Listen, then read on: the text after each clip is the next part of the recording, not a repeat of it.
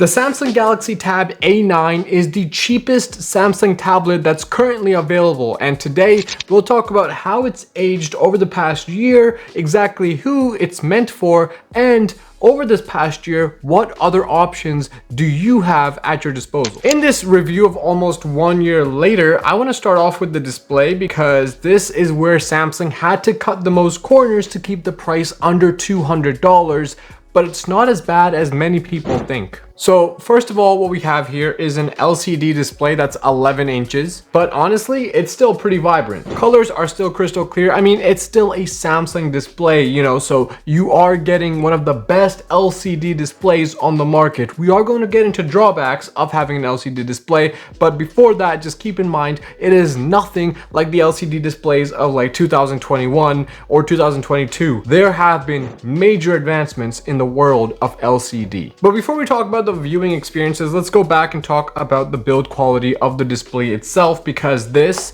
is not Gorilla Glass. So even though it doesn't have the additional protection of Gorilla Glass, and again, that's one of the areas they cut their costs, it is still pretty durable. And if you are looking to keep it as long as possible for that longevity factor, you can easily get a screen protector for this. There's tons of them on Amazon. I've got a link down below as well. So if you do want to keep this long term, get yourself a screen protector and you're basically getting just the same amount of protection as a Gorilla Glass would give you. Another area they cut their costs, and you can kind of tell because there's no rubber seal around the USB-C charge port. There's no IP68 waterproof rating, so basically, don't take this out to the ocean. Don't take this out to the poolside. Keep this away from anywhere that's wet because there is no waterproofing or any kind of water resistance. But there's a way to circumvent that. Just get yourself an Armor X case. And there you go. You can now waterproof your tablet. Okay, so aside from those like cutting corners to keep the cost low, which I think is justified, let's talk about watching anything on this tablet. I don't know why I keep doing that. Watching anything, Netflix or YouTube, is a blast. It's just as fun as you would on any other tablet. The LCD, like I said, is very vibrant. A long time ago, 2 years ago, I had the S7 FE Plus, and that was also an LCD display. And the issue I had with that display was that you could literally see each and every single pixel on the display that would light up whenever you were watching anything. That is no longer an issue with the Tab A9 Plus because you cannot pick out any of the individual pixels. It is such a fantastic display that it really holds its own. From a little bit of a distance, you wouldn't even be able to tell it's an LCD. You might even confuse it for an AMOLED. I gotta say, it's a really good display, but it does lack in a few areas when it comes to the viewing experience. Reading things is a little bit harder because again, it's an LCD. It's not going to be as sharp and as distinct as an OLED panel or an AMOLED panel. So reading emails or reading any kind of text, whether you're using Kindle, is going to be a little bit more of a strain on your eyes. Now, because it is an LCD display, viewing angles are a bit of an issue because looking at it straight on is fine, but as soon as you turn it a little bit, it is going to start washing out the colors. You can see that there as well. The colors just start washing out as soon as you get a bit of an angle going. And the last issue with the display, we're going to talk about brightness, because brightness in the sun is just not that great. You can kind of even get a feel for that here. This is full brightness right now, and it still is not as bright as I would like it to be. In the studio, we have a ton of lights going, so there is that, but the brightness is just not going to hold its own compared to an OLED or an AMOLED panel. Overall, as far as display is concerned, it is fantastic for watching any kind of content as long as you're indoors and away from water. But let's talk a little bit about students, because if you are a student and you like handwriting your notes, like you actually like, writing them down with your hand, this is not the tablet for you. Essentially because there is no S Pen compatibility. There are other options, like for example, the cheaper iPad Air, which has the Apple Pencil compatibility. If handwriting your notes is incredibly important to you, I would recommend going for that. Or you can go for the S9 FE or the S7 FE or the S8 FE Plus to get a bigger display.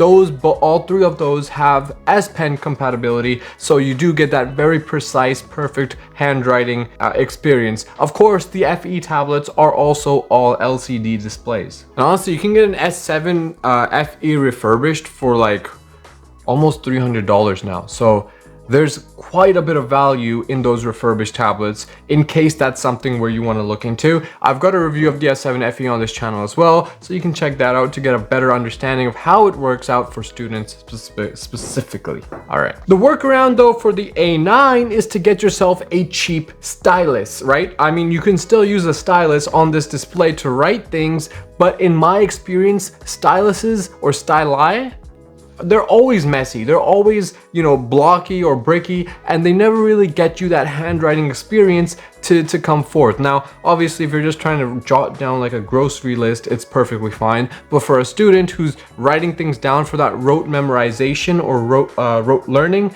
you're not gonna have that experience. So don't depend on getting a stylus if you're trying to write out your notes. Go for another tablet that has S Pen or Apple Pencil compatibility. But compared to the other tablets like the Apple iPad Air or the Lenovo Tab or the Pixel Tab 5, this is a 16:10 aspect ratio, and it is the most optimized aspect ratio for watching any kind of content. There are barely going to be any black bars on the side, so watching anything is a full screen immersive experience. Now, before we talk about how the Tab A9 performs across a bunch of different tasks, please don't forget to smash the subscribe button. It really helps grow a small channel like this one, and it's free, and you can get a refund at any time. And by the way, if you guys are into the wallpaper pack, ladies and gentlemen, the new wallpapers have dropped. You can get these cool wallpapers for yourself, link down in the description below, and you get to help out the channel as well. Now, I know we talked about using protection for the display and also Armor X for waterproofing, but are you protected right now online? That's the segue. This video is sponsored by Aura. I just did a Google search for my home address and it shows up with my name, my phone number, and my date of birth, and not just that, my family members' names as well. And if having your data exposed on these data broker sites doesn't make you uncomfortable, I don't know what does. These data brokers will sell your information to absolutely anyone who wants to buy it, including spammers, scammers, and hackers. Aura shows me which data brokers are selling my information online and submits opt-out requests on my behalf, which data brokers have to legally oblige by. And cleaning up my information from online brokers not only helps reduce my spam calls and emails, but also AT&T recently revealed that over 73 million customer records were leaked on the dark web. They recommend those affected use strong passwords, monitor account activity, and consider credit freezes or fraud alerts. Well, the good news is that Aura does all of that for me in one package, in one app. And Aura is always active 24/7. So if anything were to happen at any point, Aura is always on the know and you get immediate notifications to your phone or to your email. Now, obviously, I value my privacy, and if you value yours, check out aura.com/chilledfossil to get 2 weeks free. Use all of their features, see where your information is online, and sometimes you find your information in places you would never expect. We'll talk about multitasking and performance in just a little bit, as well as the battery life, but before that, let me just go over the rest of the physical build of the device itself. We are talking about an Samsung aluminum, okay? So it's an all aluminum build, the same quality of aluminum that you get on the more premium S9 and the S9 Plus and the S9 Ultra tablets. So there's absolutely no complaining about the build quality of this device. So you have this two-tone aluminum, which I think in my opinion is very handsome. There's this like glossy black and then matte black metallic, which I really like. I like that contrast. You also have the keyboard connector down here, so you can connect this to a keyboard and have a keyboard case as well. I've got the Samsung one linked in the description below for quick access, and there's also this expandable storage up to 1 terabyte. We'll talk about why that's so necessary.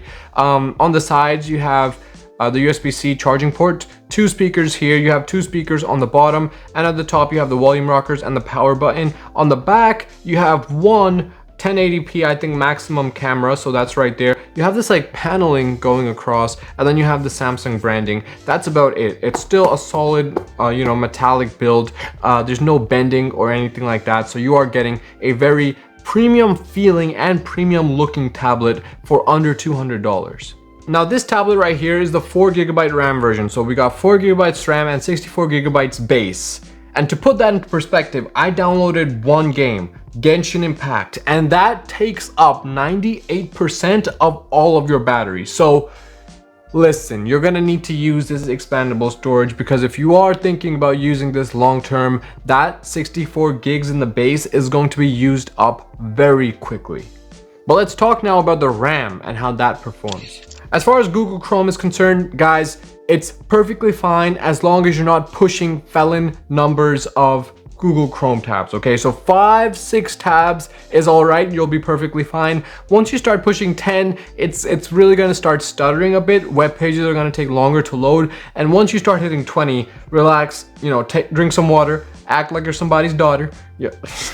As far as YouTube and Netflix are concerned, I have never had any kind of stuttering issues, and I am using YouTube and Netflix on 1080p. So I'm watching everything in HD, I've got the volume maxed out, and I've never had any kind of stuttering issues with any of the content that I watch. That includes animations as well. So those are always super smooth, and all of that without any heating on the device. Games are also pretty smooth. I mean, I talked about Genshin Impact. Yes, you can play Genshin Impact on this without having an absolutely hard experience. And not just Genshin Impact, but also games like Forza Horizon run perfectly well, as long as you keep in mind that you're not running these games on maximum graphics, on the maximum settings. You're going to be pushing things back, especially with the graphics, back to like standard, as well as the refresh rate. You might want to push it down to 60 or 30. This does max out at 90. But again, those are like minor things. You're trying to play these big games on this device, and like I said, it runs them. It still gives a very enjoyable experience. So it's not like,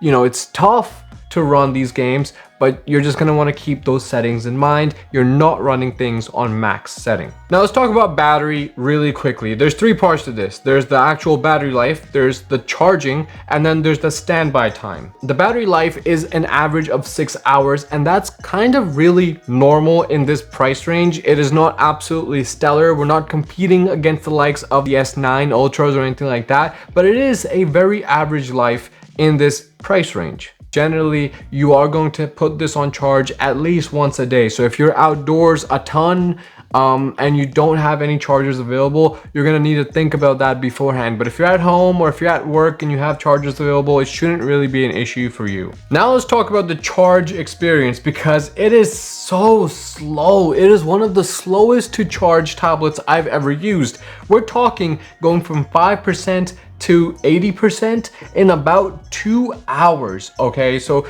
it takes a while, and this is with using like the maximum watt charger I have available, which is for mobile devices 65 watt. This doesn't support 65 watt, but it's still pushing it, and it still takes 2 hours to go from 5 to 80%. So it takes quite a while to actually charge up. But now let's talk about where the battery is actually pretty awesome. The standby time, okay, because I have never experienced standby time this great. All right, so for example, if I have this tablet at 54% on a Friday afternoon, we're going to the weekend, and I'm just gonna, not be on this tablet anymore, and I might not even be on it for a week. I come back to this tablet after a week, the battery will be 53%. Over 1 week of this just sitting there in idle, it'll only lose 1% of its battery, which in my opinion is again a fantastic standby time. So that's just something to keep in mind, that this won't just die on you if you leave it somewhere and you go somewhere for like a while and come back to it. It retains that battery incredibly well. And just to touch on the speakers, they are pretty loud. So there's 2 of them on both sides. They do get pretty loud, but I have noticed that it's only in the upper end. So we're talking about treble, which is good. Any kind of bass gets washed out. So there's almost no bass existing from these speakers. So if you really care about that, use the headphone jack or connect Bluetooth speakers to the tablet, which you should have absolutely no issue with. And you can just kind of retain more of that bass. So if you want better quality sound, use headphones or a Bluetooth set. Now let's talk about cameras really quickly, because the back camera, where is it? Right there. This is incredibly mediocre. We're talking about 1080p maximum. It's not a good camera. It gets heavy grain as expected and somewhat blurry as well. It's really like a last resort. If you have no phone, you got no laptop, you have no VCR player handy, go ahead and use the tablet camera. But otherwise, stay away from this reverse camera. It's just not a good camera. But let's talk about the front-facing camera, because this is something that I actually use quite a bit for like Zoom calls. By the way, Zoom kills the battery. All right, so just just keep that in mind. But the front-facing camera doesn't look too bad. It gives you a teddy bearish look, and that's kind of okay for me because I don't want my pores showing in 4K. So it kind of, you know, smooths out your face and also blurs out the background in portrait mode, and it does a pretty good job of all of those things. And finally, let's talk about multitasking. Ladies and gentlemen, look at this. We have on this tablet Samsung DeX, okay? And I've gone ahead and there we go. This is Samsung DeX. Samsung DeX on this tablet is kind of a make it or break it. First of all, Samsung DeX in and of itself is not really optimized for every single app. I have Airbnb open right now. I'm gonna go ahead, open Chrome, and I've got Chrome open on top of Airbnb. So I'm just gonna move this one down a little, just right there. And then let's also go ahead and see if I can open, why isn't YouTube there? So, I mean, you know, I've got 2 apps running right now and it's already kind of finicky, but I'm going to go ahead and open YouTube now. And, you know, now we have 3 apps running.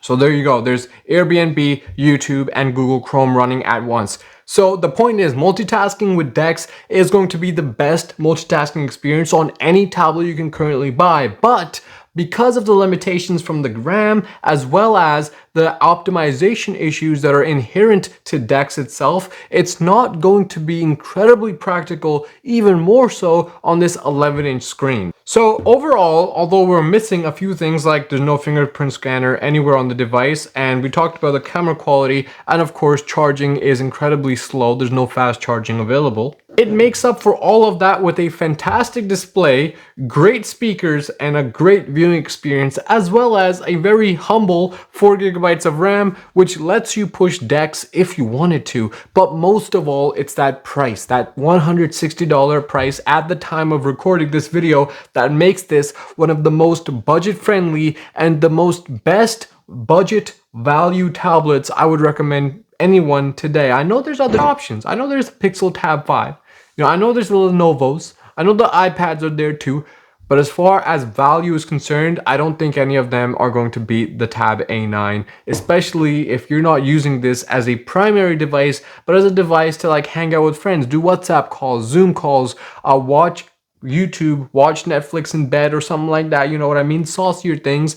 This is not going to let you down whatsoever. And if you want to see a tablet on this channel reviewed and broken down, I don't care how old it is, let me know in the comment section below and we'll get in the studio. Until next time though, please don't forget to smash that subscribe button because it helps grow the channel, and I'm gonna see you in the next one. Take it easy. Peace.